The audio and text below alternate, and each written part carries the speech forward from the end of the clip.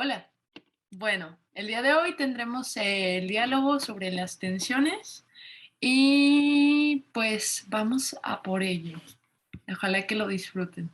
No, yo en este ejercicio tuve unas de las tensiones que tuve fueron la tensión 2, la cual es podemos poner precio a la vida humana, la tensión 5, la cual es cuándo debo proteger el medio ambiente, y la tensión 6, la cual es podemos hacer realmente lo que nos plazca.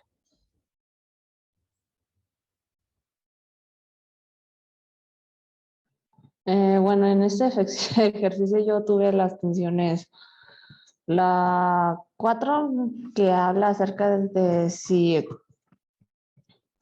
es siempre malo matar a una persona, ¿no? Bueno, la uno que habla acerca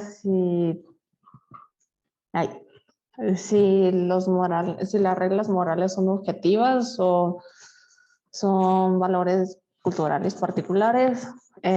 Bueno, y también tuve la atención número 6 que habla acerca de siempre que no perjudiquen a nosotros, que las personas deberían ser libres de perseguir sus propios fines.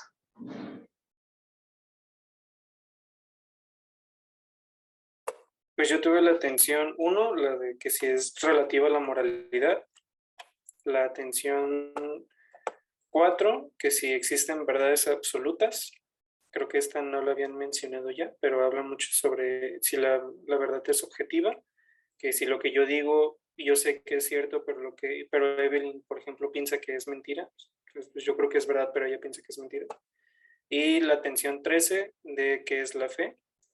Esta creo que también no la habían mencionado, de que si es verdad que existe un dios o si es verdad que existen muchos dioses o si sí o si no. Y bueno, yo trabajé con la atención relativa a la moralidad, también con la pregunta de si existen verdades absolutas y por último, si está escrito el futuro. Bueno, yo voy a como dar mi perspectiva al respecto de la parte de la moralidad. Y bueno, lo que yo quise trabajar es un poco hilándolo a lo de las verdades absolutas, en que existe un posicionamiento quizás filosófico que se le conoce como relativismo, en donde se considera que aquello que se concibe como verdad responde en realidad a un contexto y a un acuerdo social. Es decir, ¿por qué en algunos países, por ejemplo, en México, si vemos a una mujer en la calle que enseña los tobillos, no lo vemos como algo inmoral, pero en cambio, si nos vamos a algunas partes de Medio Oriente, esto es considerado un acto incluso que reta al orden social. Entonces, desde esta perspectiva, pues lo que se busca es dar una postura en la que aquello que se considera bueno o malo no tiene un valor per se, sino que responde al contexto. No sé, compañeros que también tuvieron la misma. Pues realmente creo que casi todos tuvimos esa. En respecto a mi opinión, en la que sí existen reglas morales objetivas o eso, diría que es dependiendo del caso, o sea, del contexto histórico, porque digamos, ahorita en la actualidad podemos decir que la matanza es malo, como lo estaban especificando el holocausto de judíos en los nazis, ¿no? Por esas épocas. En esas épocas, para ellos los judíos eran lo malo, que eran lo peor de lo peor, eran los villanos, así que ellos los consideraban como los malos, pero en la actualidad, eh, en los pensamiento actual podemos decir que en realidad no hay como cierto villano, porque para todos estamos luchando que por la igualdad y por los derechos y eso, así que es dependiendo del contexto, se podría decir, como lo dijo Jackie, pero pues, ¿qué te diría? O sea, no matar, también causaría de que si matar es malo o no es malo, o qué es realmente bueno o qué es realmente malo. En este punto de vista, creo que eso ya se da dependiendo de cada persona, de cómo ha sido enseñada para ver si es bueno o es malo lo que le han dicho a lo largo de la historia.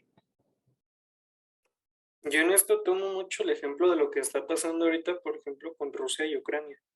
Muchos pensamos que no está bien, más bien que Rusia esté invadiendo Ucrania, pero si nos ponemos a pensar de su lado, ellos están intentando recuperar algo que ya era suyo, y que se separó en un punto del pasado y que ahorita lo quieren recuperar. Entonces, para ellos está bien, para nosotros tal vez esté mal.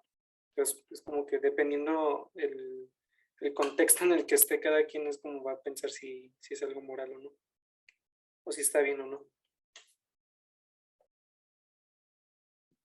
A mí lo que me gusta mucho como de la postura relativista es que muchas veces se crea así como que, no, pues entonces ya nada tiene un valor en sí, pues, o sea, ya todo depende de la postura. Y creo que ese es como un error frecuente, porque no se trata como de un nihilismo en donde nada importa.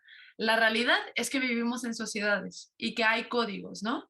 El hecho de entender que en sí mismo las palabras no tienen como un sentido absoluto, no implica que ya una vez que estás inscrito en un contexto, en una sociedad con sus acuerdos, no se pueda considerar que lo que haces está bien o que está mal. Entonces creo que también es un tema de valorar esa parte, ¿no? Cuando ya vivimos en sociedad, hay cosas que no son admisibles, pero más que nada por el hecho de como los acuerdos que hay, ¿no? O sea, ahorita que mencionabas con Ucrania y Rusia, el hecho es que existen una serie de acuerdos, ¿no? Incluso si fuera una cuestión ilusoria en la que en sí mismo no haya un valor per se, en la praxis se utilizan esos mecanismos, ¿no? Entonces, también es un poco como, no se trata de que nada vale, sino que es como un análisis que precisamente te permite analizar, valga la redundancia, como a nivel teórico, las realidades, ¿no? Sobre todo en donde hay diferencias. Y como decías, o sea, de entender cómo es que lo lee Rusia y cómo lo lee Ucrania. No, a mí no me tocó esa tensión, pero sí se me hace muy interesante porque realmente influye más que nada en dónde está localizado, por ejemplo, el país y el tiempo. Y de hecho, por ejemplo, estamos hablando lo de Rusia y Ucrania. ¿Cómo es que lo ve Rusia y cómo es que lo ve Ucrania? Porque Rusia es el que está, por decir una forma, tomando acción y Ucrania es el que lo está recibiendo. Y nosotros, de esta parte del mundo, somos más que nada los espectadores. Diría que entre lo bueno y lo malo también influenciaría en la sociedad, porque ahora más o menos cada que hay un conflicto, ¿por qué en los primeros que pensamos esto que, bueno, fue culpa de China? No, bueno, pues que los chinos son malos, que los chinos cazan copias piratas, o por qué Rusia ataca, que Rusia quiere empezar otra guerra? ¿Por qué ellos son los primeros en pensar? O sea, ¿por qué no pensamos que Estados Unidos quiere empezar una guerra? O sea, ese tema ni lo tocamos. Podemos decir que por la razón por la que creemos que la parte de Rusia, China y Corea del Norte son malos debido a que otros países con mayor potencia como Estados Unidos o Reino Unido nos han estado influenciando, diciendo que es bueno, que es malo. O sea, lo mismo va para el comunismo y para la democracia, lo que tenemos ahorita, ¿no? De que en esto aplicaría de que prefieres vivir en un comunismo, pero en donde sí te garanticen una buena calidad de vida, o prefieres vivir en una democracia, pero como sucede aquí y en la mayor parte de África, es que no les da una buena calidad de vida porque pues, los gobiernos son corruptos, ¿no? Eso ya es ver desde los dos puntos de vista de qué es lo que es realmente bueno y qué es lo que realmente es malo, como para jugar por mente propia en vez de pensar como para caer bien a otros países, como es lo que estamos haciendo ahorita. El tema de la moralidad, pues al final está muy ligado a otra de las tensiones, ¿no? Que es lo de la verdad absoluta. Con esto que dice Shitting, sobre qué es lo que es bueno y es malo. A mí lo que me genera conflicto es como esta postura de que hay cosas que en sí mismas son buenas y y otras que son malas en esencia, ¿no? Yo tengo una concepción que se aleja un poquito de esa parte de las esencias, que que creo más bien que el significado se adquiere después. Es decir, que las asociaciones que hacemos en los contextos son las que determinan si algo se considera bueno o malo, ¿no? Un poco que decíamos, ¿no? En ese sentido, o sea, para mí la única, y de hecho ahí entra la paradoja, ¿no? O sea, la parte de tensión. La única verdad absoluta sería que no existe una verdad absoluta. Y ese es el tema, ¿no? Al decir eso, estoy afirmando de manera absoluta que esa es la única verdad. Pero el tema creo que se concibe incluso desde desde una postura, desde una posición, marginalidad, como le queramos decir, diferente. Porque cuando piensas de esa manera, tiene que ver más con esta parte de no creer en las esencias. Las personas que creen en las esencias probablemente me van a decir, no, es que hay una esencia del bien, de la virtud, del mal, del amor y de esas cosas. Otra de las cosas que habla mucho de lo de la verdad, ahorita y aquí dejando un poquito de lado el tema de lo de la moralidad, es que la verdad depende de lo que cada uno piense. Yo podría decir algo que ciertamente es verdadero y habrá alguien que no me va a creer.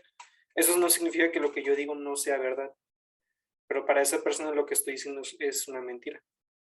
Entonces, la verdad depende mucho de lo que cada quien piense y de las pruebas que haya ante X situación.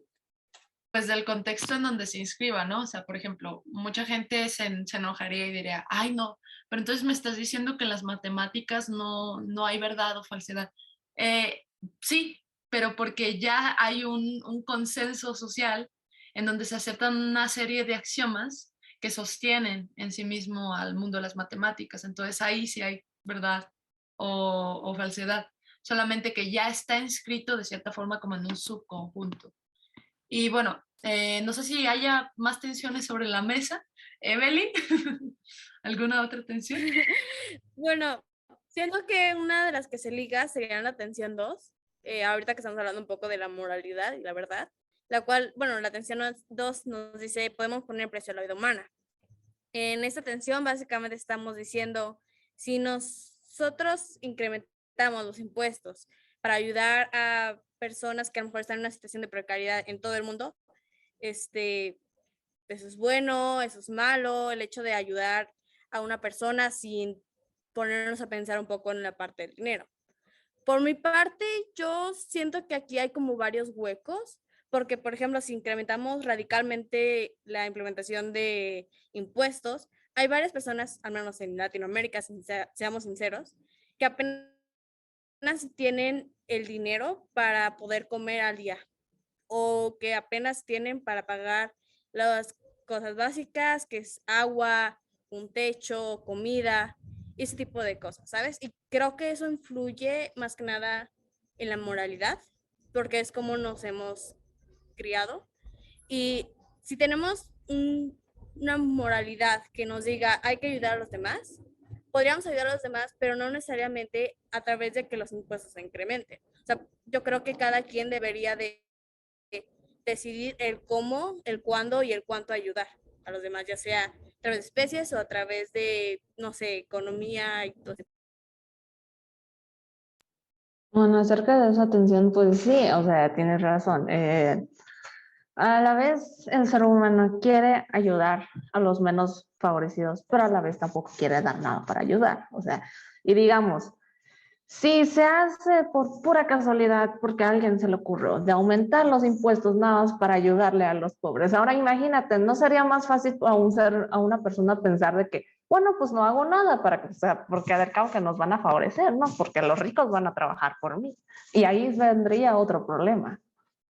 Así que tienes razón, o sea, tal vez no ayudarlos en las partes de... Y bueno, yo no tuve esa atención por esa misma razón, porque pensé en eso, o sea, como que aumentar impuestos para ayudar a otros. Literal, yo lo primero que pensaría es, ok, dejo de trabajar, al cabo que el gobierno me va a ayudar, así literal. Entonces, en eso tienes razón, para liberar la tensión será mejor buscar otras maneras que no sean aumentar impuestos.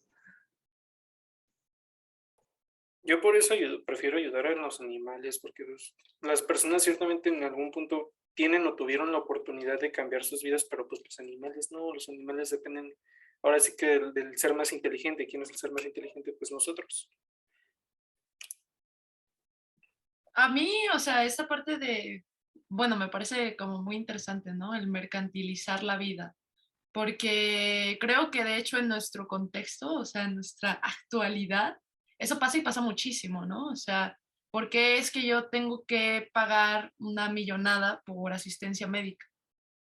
Entonces a veces parece como que se difumina, ¿no? O sea, y es un tema que está presente, que tanto en la educación como en los contextos en los que nos movemos, está ahí siempre molestando, ¿no? Y un poco ligado a eso de lo de los animales, sí, estoy de acuerdo, pero al mismo tiempo hay muchas personas que están condicionadas por el contexto. O sea, un poco como este mito de la meritocracia, ¿no? De si te esfuerzas muchísimo, vas a lograr grandes cosas. Y en México, más del 40% de la población está en pobreza extrema, ¿no? Entonces, una persona que está en pobreza extrema probablemente estará pensando en qué va a comer, más que en cómo se va a educar.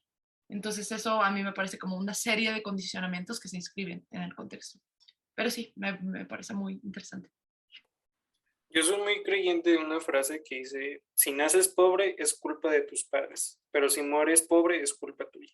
Entonces, siento que eso también tiene mucho que ver, porque si yo quiero salir adelante en la vida va a ser por mis méritos, no por los méritos de la sociedad. O sea, y ahí entra otra vez lo que tú dijiste de si te esfuerzas puedes lograr grandes cosas. Y pues sí, es muy cierto, pero a la vez te puedes esforzar y puedes no lograr nada.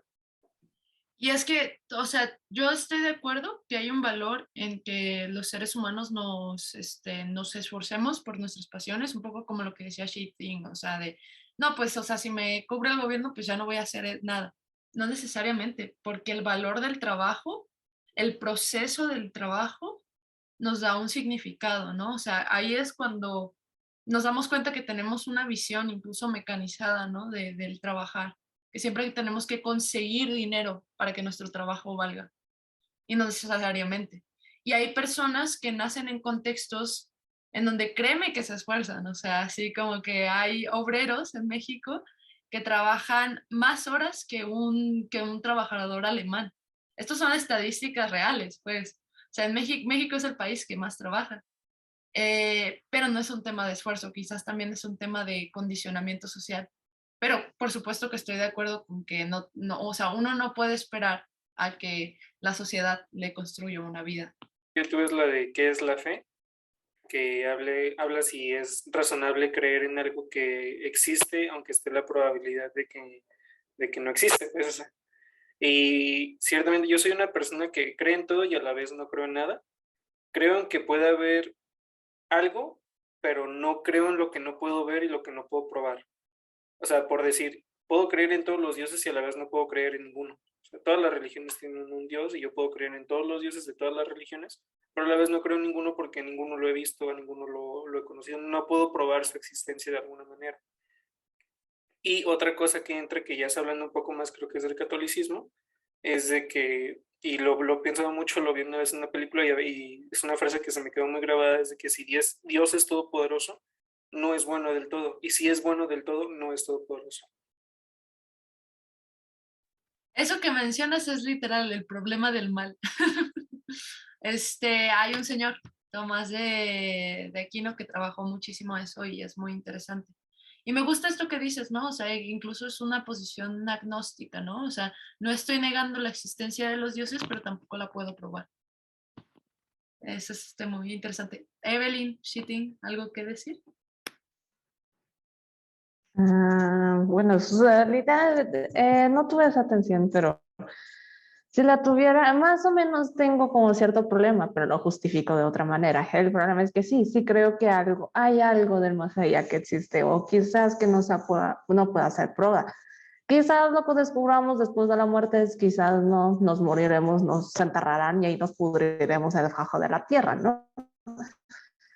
Pero pues, lo que dicen estas preguntas es que sí existe todo un Dios omnipotente, poderoso y que solo desborda amor y paz y todo eso. Entonces, creo que aquí es la pregunta bien esto, que ¿qué les hace pensar que si hay un Dios es bueno? O sea, Yo creo en una cosa que por cada cosa buena que sucede va a suceder una cosa mala.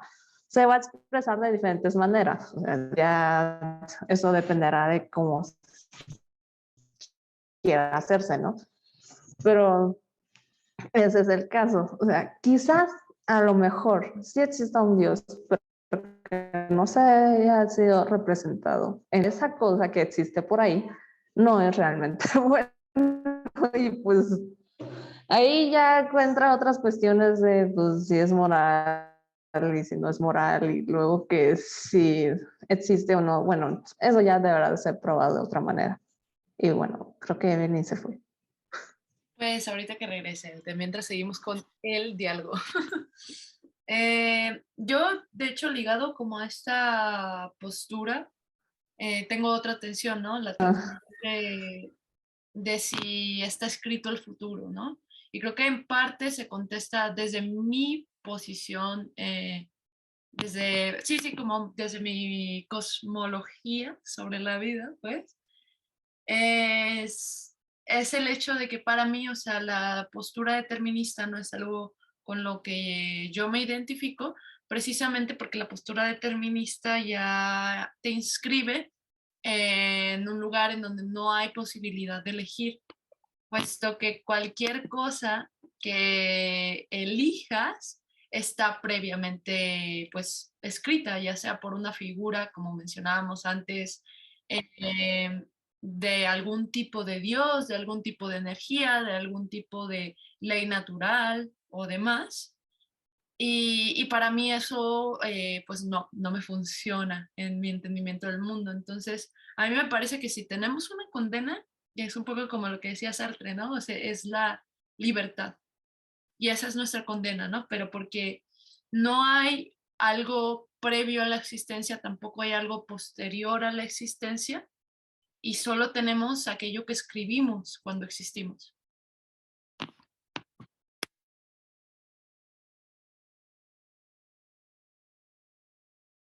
No.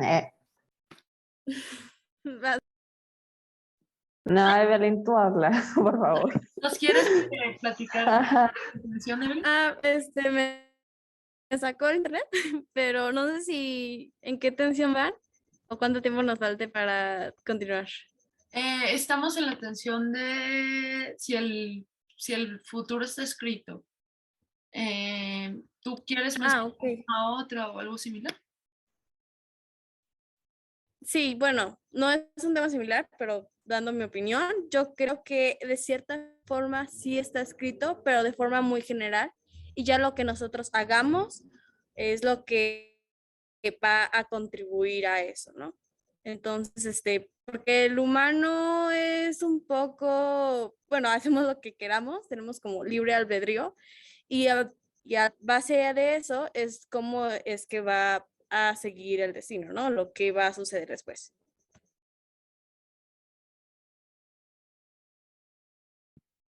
Pero creo que ahí precisamente es donde surge la contradicción, ¿no? Porque admitir el destino es hablar de un determinismo, que aquello que tú vayas a hacer está condicionado por una serie de cosas.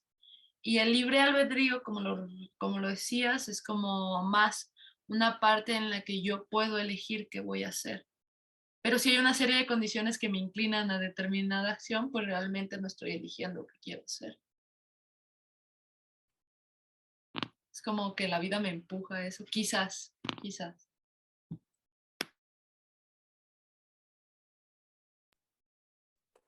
Yo hay Es más bien como que causa consecuencias. No, que ahí en lo de las tensiones mencionaban algo como de si tomaste una decisión se podía tomar otra. Yo me tomo mucho por esa parte y por eso digo que el destino no está escrito o el futuro no está escrito, o sea, porque si ya tomaste una decisión pero tienes la oportunidad todavía de cambiarla, la puedes cambiar y si no te gustó la puedes volver a cambiar. O sea, no es como que te vas a ir de una a otra si te conviene o no te conviene, que al final pues es decisión de cada quien, pero ciertamente yo siento que cada quien guía su historia, guía su vida.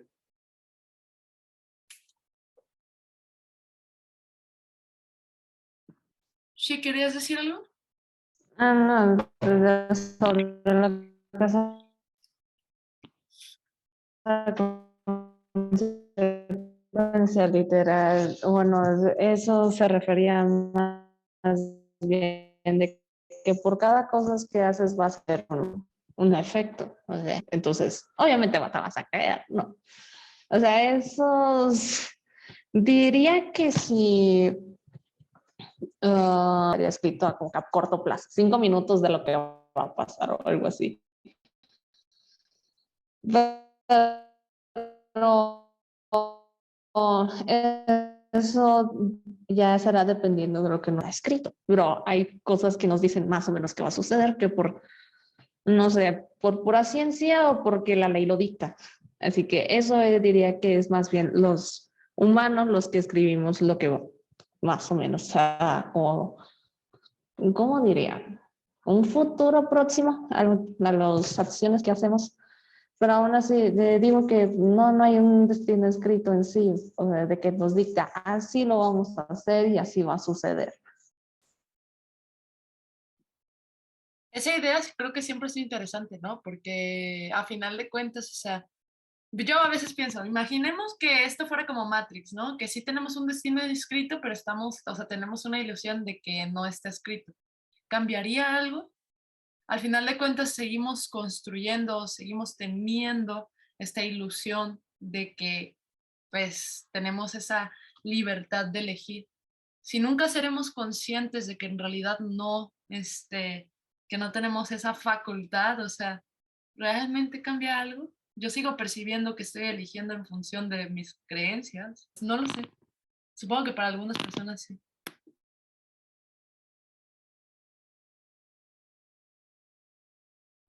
Y pues bueno, ya se nos va a acabar el Zoom. Gracias por esta sesión de tensiones.